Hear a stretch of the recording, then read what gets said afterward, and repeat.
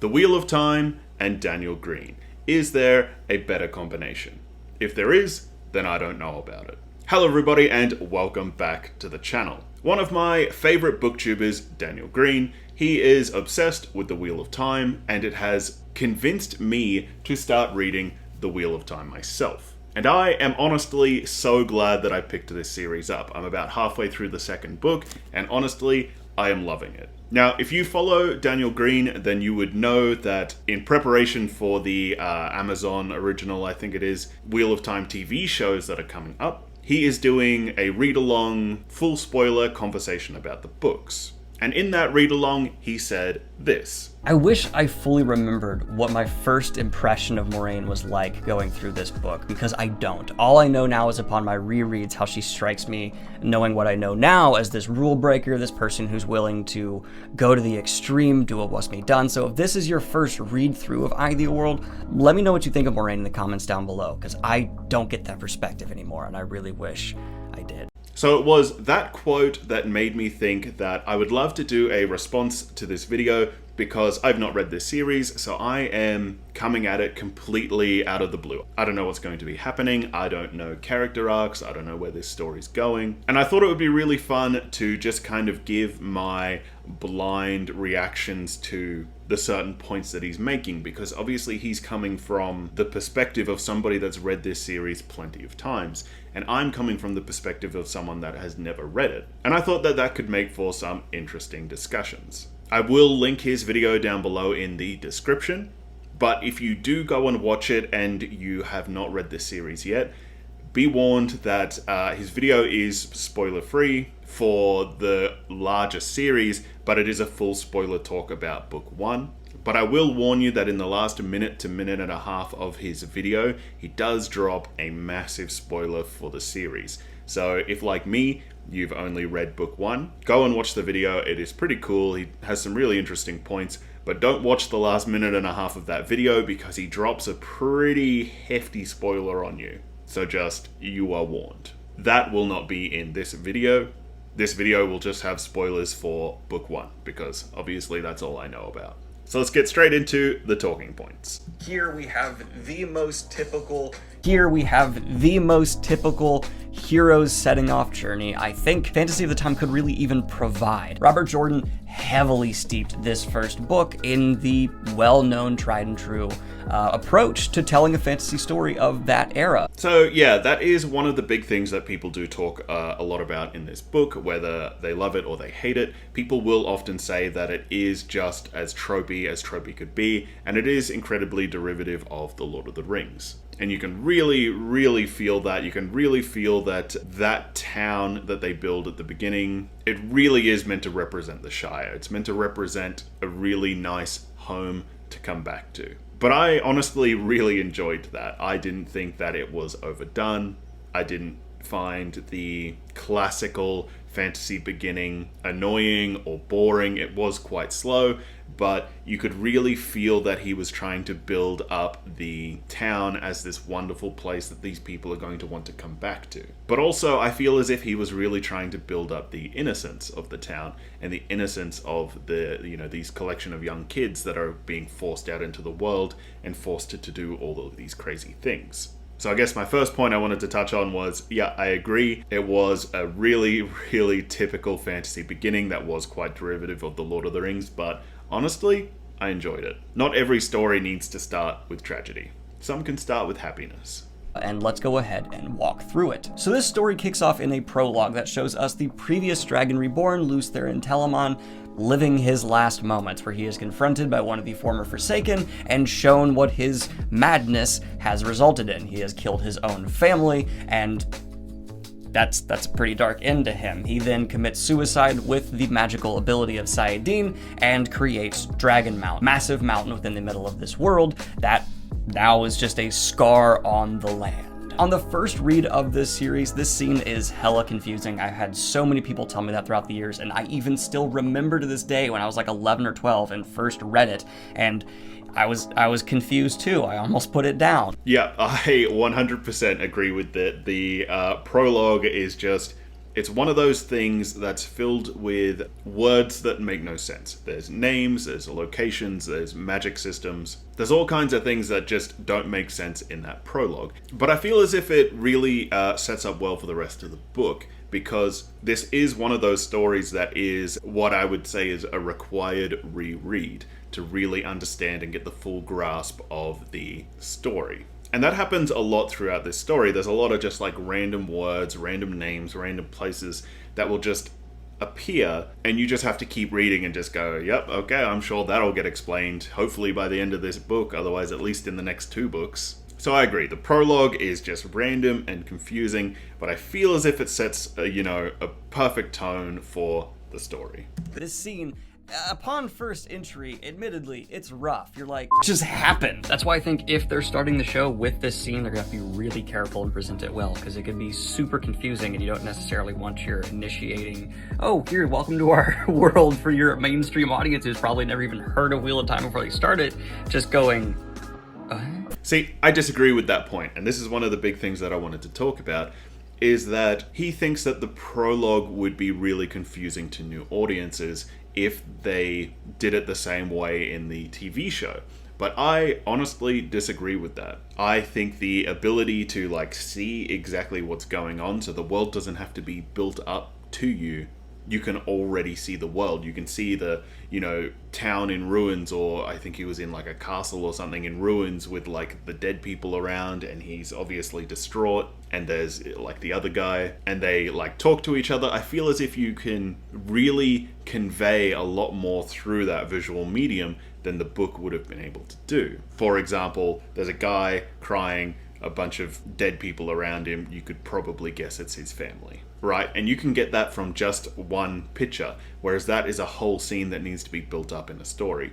So I don't think that the prologue will be as confusing for people watching the TV show. From there, we kick into our main protagonist for this book's life, Rand al'Thor. We see him on a backcountry road with his father on their way into town to sell their goods. They are farmers. They have a harvest to bring to town to sell for Winter's Night, a local holiday. And Rand, he's all nervous about his love interest, Egwene. It's so typical fantasy. It just, it's like a comforting warm blanket. You're like, yes, this is this. Like I said, I actually really liked the beginning of this book, and I really liked Rand and his dad, Tam. I really liked their relationship. I liked how they first saw the Mydrall on the road. And one of the things that I feel as if people really don't talk about enough with this series is how, I don't want to say scary it is, but how, spooky it is. How, I don't even know how to describe it, but, when I'm reading this story, I do feel, a real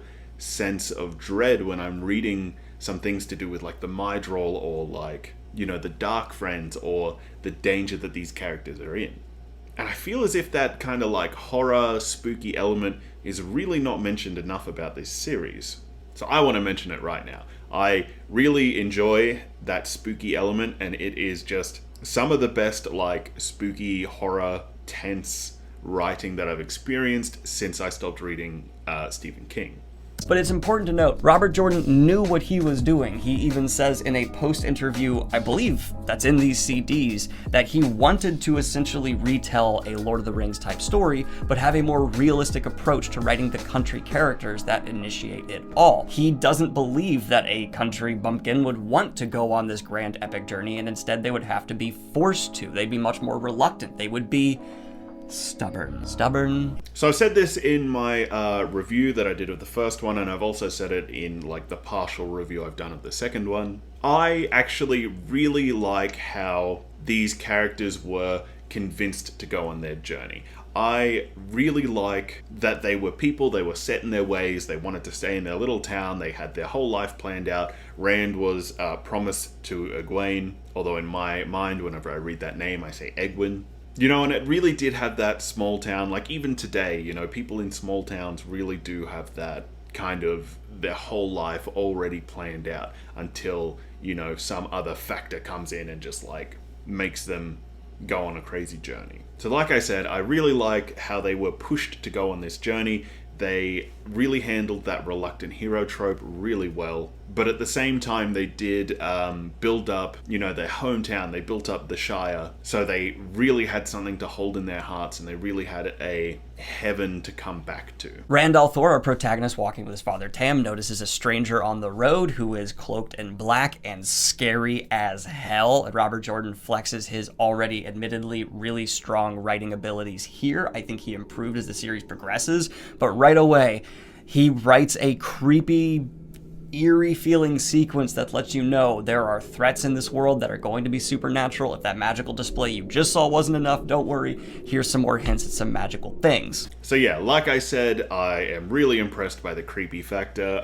I said in my review of this book that I knew that I would like this story after page 4, because that's when the creepy stuff happens with the Myrddraal. And the way that Tam responds to Rand when he says, like, hey, like, something creepy's just happened, and Tam takes him seriously, right? I knew that this would be a good story just by how realistically that was handled, right? It wasn't handled like just some crappy horror movie, like, oh, it was just the wind. Tam was like, okay, let's go and investigate. And then he was like, hey, the day is like the solstice or whatever the hell it was. This day is a magical day and it will like screw with your head. Landman Dragarin, who the most badass character ever conceived. We have Nynaeve, the town wisdom, who is very much so dealing with a lot of responsibility for her age, and upon first impressions, usually everyone does not like Nynaeve. Then we also have Egwene, her apprentice and Rand al'Thor's introduced love interest, who has just a lot of what you expect here, but luckily she grows into a phenomenal character that exceeds just the love interest trope. And Mat Cauthon. Mat, there's no reason to love him yet in this book, and it's so strange seeing the one. It's one of the few things you could like easily criticize early Wheel of Time books for. Mat is just for the first couple books, and then he becomes amazing. But yeah, Mat here, he's just like the town scoundrel. Oh, and Tom Merrilin, the Gleeman, someone I used to hold in such high regard, but over time he's good. I don't love him as much as I used to. He's good. Okay, so there's a lot to unpack there. Just from the first book, I'm not really that into Lan yet. Like I don't think he's like uncool. He's your typical knight character.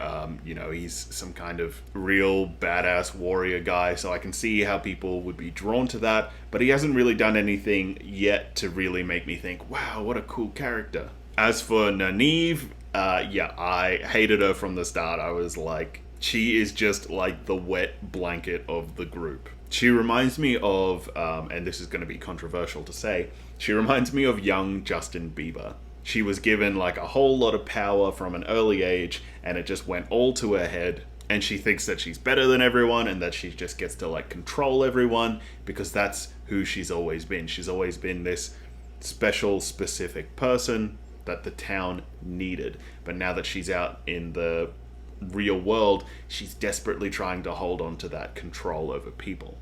That's just my personal opinion. I'm not saying that that's how she was written. That's just how I perceived her. Egwene, I really hope that she does become like an Aes Sedai and she does become like a really magical, badass character. But as for her character arc, from book 1, I can't really see where she's going unless she does become an Aes Sedai and becomes like a really cool wizard character. And as for Tom Merrilin to the Gleeman, I said in my review of the first book, I'm sure he's not dead. That's my prediction. I don't know, maybe I look like an idiot, but I am saying that he's not dead. I don't believe it for a second. Like the mysterious off-camera death, I don't believe it. He is a wizard. I believe he is the Gandalf stand-in character, and just like Gandalf, he will die in the first book and then come back in like the second or the third book with like a whole new wardrobe and cool equipment. Tam shows Rand that he actually has a Blade Master's sword, showing us that Tam subtly has one of the most badass backstories in all of the Wheel of Time, but you don't get to know the details of that yet. I actually thought, now that I'm halfway through the next book, I know what Tam's backstory is, and I won't say it just in case you're watching this video without having started that second book yet, so I won't actually say it. But you do find out Tam's backstory pretty early on in the next book, like in the first like 50 pages or something, I believe. But I thought that, and my prediction that I made in my video was that Tam wasn't actually the Blade Master. My prediction was that it was Rand's mother that was the Blade Master. That's why Tam never brought out the sword, because it wasn't his sword, because he wasn't the Blade Master. And my theory on that was because, you know, Rand is part or fully Aiel, and in that culture, the women fight along with the men. So I thought it made a lot of sense that if in this culture that he's from, women were warriors, why wouldn't she be the Blade Master? Turns out I was drastically wrong. But yeah, Tam's backstory, pretty cool. Perrin Aybara learning he is a wolf brother. One of the greatest mystery elements in this book. Absolutely adore it, and it really lets you know, oh, there's more than just this one magic system in play, which just sets an expectation, opens the door, cracks the egg, slivers the slide, hinting at just how big the Wheel of Time is going to become. Nynaeve and Moiraine's little rivalry. It's just not the best in this book specifically. I do like Nynaeve and Moiraine's rivalry. I like the fact that Nynaeve really gradually accepts the fact that she is like an Aes Sedai, or that she's like a wizard or whatever. And I like the fact that she begins to embrace it so that she can learn how to take down Moiraine. I think that's like a really interesting and a really funny component of this story, is that she's willing to learn from the Master in order to take the Master down, and Moiraine knows that Nynaeve only wants to learn in order to take her down. So I do like that kind of element, but I did find a lot of their petty bickering to be just a little bit annoying. Matt and Rand being homeless. Some people really hate this. I think it's fine, and I really enjoy, in fact, I think I love one element from it, and that's showing isolation and what the pressure on Rand and Matt is doing to them. It's forcing them to be so uncomfortable, so out of their element, and separating them from the party, having them being with Tom, having them being actually Tom taken away from that one safety net, even gone. Their encounter with the Murdral. It's not consistently the most engaging, but this subplot, it has maybe some of the best moments throughout the entire book. I actually really liked that part. I actually really liked the whole Rand and Matt alone, and, you know, they're like sleeping in the bushes, or, you know, they're really worried about who's around them, or, you know, they're catching lifts whenever they can, they're being suspicious of whoever they need to be suspicious of. But I thought it was really interesting, the tie-in in how they did the Gleeman training, and then they were able to perform in order to get a room, or in order to get food, and also how two young boys can get taken advantage of by like the innkeepers when they're trying to rob them, and there's the whole thing with the Mydrol. I actually really enjoyed that part, and it was actually one of my favorite parts of the book. So I didn't know that people had criticisms of that part, because to me it was my favorite part of the story. It was a real kind of like fish out of water moment, and although I was hoping that they would all end up back together at the end, I did really enjoy that homelessness, and how they like fought to survive, and how they found food, and how they found accommodation, whether it be in an inn performing, or in the bushes, or at a farm. And how could I get through this whole video without mentioning Loial, the actual best thing in all of the Wheel of Time? A gentle giant scholar that just bleeds personality and can you up. We all love Loial. He doesn't have the most agency. He's definitely just there as like a support most of the time, but he's just an example of Robert Jordan's phenomenal character work, because you would die for him within like 2 sentences of meeting him. So I didn't know his name was pronounced Loial. I always, in my head, whenever I said his name, I called him Lionel. And now I know the next time I read his name, there's probably not going to be an N in it, but I always read his name as Lionel. But yeah, I love this character. I love Loial. He's super chill, he's just like a scholar, he's an ancient being, but he's just incredibly likable. So I'm a fan. I would say the weaknesses come through in this book with the pacing a bit. The Eye of the World is not the smoothest Wheel of Time book, but it's not bad by any means. I think it doesn't quite have the flow of something like a Knife of Dreams. And the final larger criticism would be the ending. So full spoilers to the actual ending of Eye of the World. Robert Jordan, this is something I go as far as to say I hope they change it for the show, because this is a clear sign Robert Jordan did not have his world building, in my opinion, fully developed yet. There are things here that, in my interpretation, directly contradict elements to this fantasy world set up later on. The Green Man as well just feels extremely out of place. There's not really much else in this world that matches him. It's just strange. I didn't think the pacing was too particularly bad. Like, it was what you would expect from a classical fantasy story. I didn't find it too, like, excruciating or dragging or bad. Like, there were definitely a lot of slower moments, but I didn't find it to the detriment of the story. And as for the Green Man, I actually really liked the Green Man in this story. He was very much out of place, that does make sense, but I really enjoyed his character, and I felt like he was there to give us a bit more insight into Loyal's character, like how he sings to the tree and it does all the stuff, and I don't know, I actually really liked the Green Man. I liked everything, the way that Loyal interacted with the Green Man. So yeah, I gotta disagree with him on that. And Rand's final showdown with the Forsaken that he has to deal with feels like it shouldn't have gone the way it did. It's just like this rush through. It does match the fact that, like, Forsaken are just incompetent as a whole, but he manages to just fumble his way into essentially taking out one of the most powerful people in known existence. Yeah, I definitely agree with that. I thought that the ending showdown, the fight where there was just like some kind of ropes tying people together and he like cuts the rope or something, I thought that was really confusing. I thought it was really dumb. I thought it was really anticlimactic.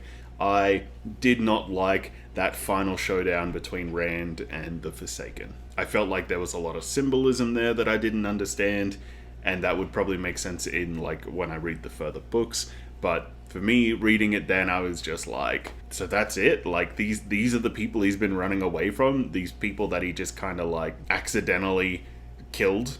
Like, why should they be scared of them at all in the future if they were so easily taken down?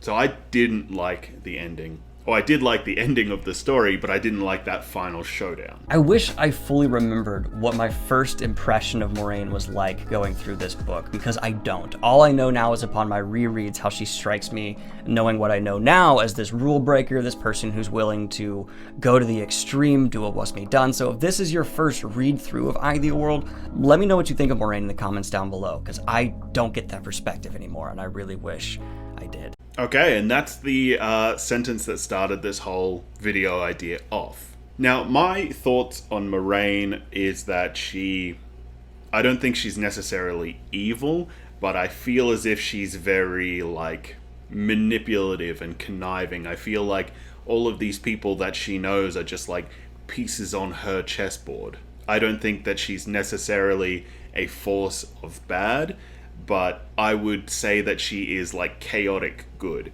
I would say that she's a character that would say the ends justifies the means. I would do bad things if the final outcome was good. That's how I see her character. I see her character as, like, she is willing to manipulate people in order to gain the things that she wants, but the things that she wants are ultimately good, even if she's going about them in a shady way. Anyways, guys, that was my thoughts on the points that he was touching on. I hope that you enjoyed this. I was giving a fresh perspective from somebody that has not read the entire series yet. I will have the book review for book 2 probably out next week. And in the meantime, please like this video, subscribe to the channel, leave me a comment down below, and as always, thank you very much.